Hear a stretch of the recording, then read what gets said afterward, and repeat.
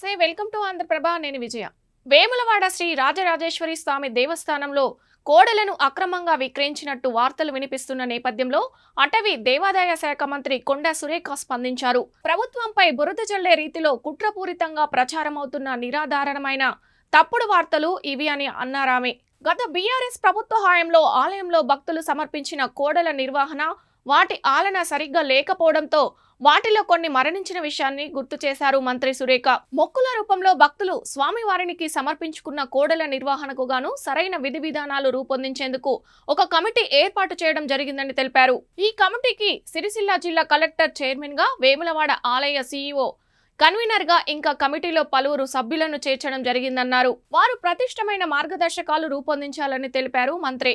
వారు రూపొందించిన మార్గదర్శకాల ప్రకారం పట్టాదారు పాస్ పుస్తకం, ఆధార్ కార్డ్, ఫోన్ నెంబర్, సంబంధిత మండల వ్యవసాయాధికారి జారీ చేసిన ధృవీకరణ పత్రాలు నిబంధనలకు అనుగుణంగా ఉంటే ఒక రైతుకు 2 కోడళ్ల చొప్పున కేటాయించడం జరిగిందని మంత్రి కొండా సురేఖ వివరించారు.